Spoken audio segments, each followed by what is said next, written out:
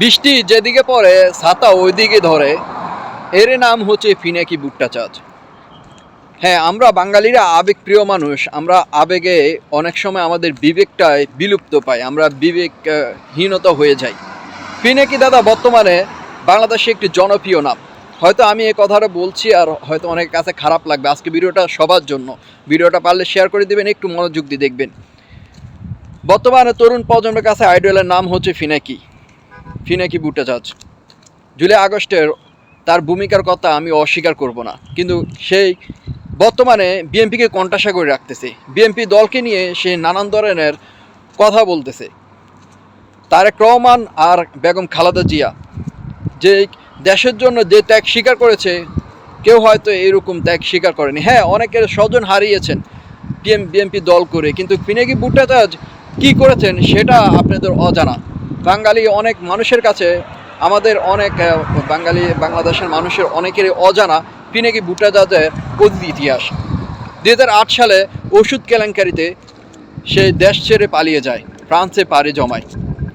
2013 সালে সারা বাংলাদেশে কালোজ্বর নামে একটি রোগের সৃষ্টি হয়। তখন সেই ওষুধের বাংলাদেশে আসে, তখন এই পিনাকি ভুট্টা চাষের তত্ত্বাবধানে একটি ফার্মের দায়িত্ব বা তাদের তত্ত্বাবধানে ওষুধটি সরবরাহ করা, কিন্তু সেখানে সেই দুর্নীতি করে নকল ওষুধ সাপ্লাই দিয়ে 289-ও বেশি মানুষ এই দুনিয়াতে তখন বিদায় নিয়েছে।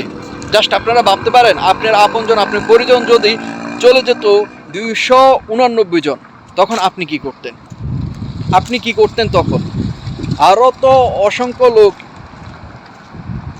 স্বাস্থ্যে অবনতি হয়েছে, গুরুতর অবস্থা হয়ে গিয়েছে। এটা আমার কথা নয়, বিশ্ব স্বাস্থ্য সংস্থা তারা প্রতিবেদন দিয়েছেন, তারা তখন তদন্ত করেছেন যে এই পিনাকি ভুট্টা চাষের যে ওষুধটি সেটি সম্পূর্ণ নকল। তার মধ্যে কোনো উপাদানে ছিল না, যে রোগ নিরাময়ের কোনো উপাদানে ছিল না। এটা প্রমাণ হয়েছে। প্রমাণ হওয়ার পর রাজনীতিকে আশ্রয় নিয়ে রাজনীতির ছত্রছায়া সেই দেশ ছেড়ে পালিয়ে গিয়েছে। আরও একটি তথ্য আপনাদের যদি দিই, 2013 সালে যখন গণজাগরণ মঞ্চ হয়, তখন কিন্তু সেই গণজাগরণের মঞ্চের পক্ষ হয়ে কথা বলেছেন এই পিনাকি ভুট্টা চাষ। পিনাকি ভুট্টা চাষ একজন সুবিধাবাদী লোভিস্ট একজন লোক। যেখানে বৃষ্টি হয়, যেদিকে বৃষ্টি হয় সেদিকে ছাতা ধরে। সে উত্তর পশ্চিম থেকে পশ্চিম উত্তরে যাওয়ার কোনো দিক নির্দেশনা তার থাকে না। সে অনেক সময় পূর্ব থেকে পশ্চিম, পশ্চিম থেকে পূর্ব চলে যায়। এরকমই তার মন মানসিকতা।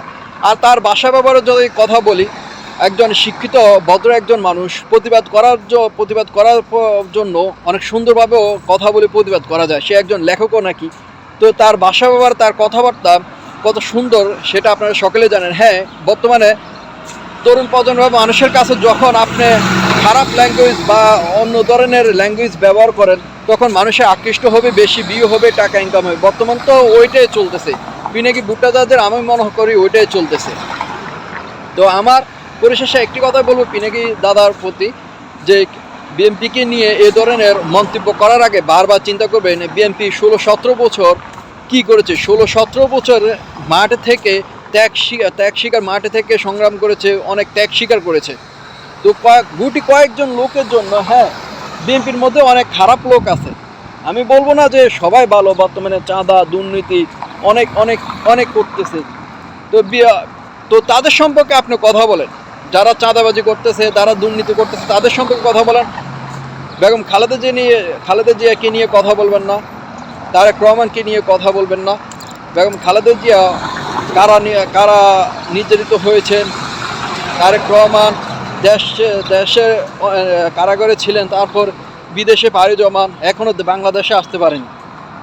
আমি দল করি, হ্যাঁ, বিএনপি দলকে ভালোবাসি, কিন্তু অন্যায়কে অন্যায় বলতে হবে, ন্যায়কে ন্যায় বলতে হবে, এই সৎ সাহস থাকতে হবে। কিন্তু পিনাকি ভুট্টা চাষ এখনও যে 2008 সালে 289 জন লোক এই দুনিয়া থেকে চলে গিয়েছেন, তাদের পরিবার আত্মীয় স্বজন এখন ন্যায় বিচার পায়নি। তাদের সকলের দাবি ন্যায় বিচার যেন তারা পায়, ন্যায় বিচারের অপেক্ষায় তারা রয়েছে, এটাই প্রত্যাশা করছে সবাই। তো ভিডিওটা যদি ভালো লাগে অবশ্যই শেয়ার করবেন। আর পিনাকি দাদার তো 40 লাখেরও বেশি ফ্যান ফলোয়ার আছে। হয়তো আমি এই কথাগুলো বলছি আর আপনাদের কাছে খারাপ লাগবে, মানে আমি বলবো যে উনি খারাপ না। জুলাই আগস্টে তার ভূমিকা অস্বীকার করার মতো না।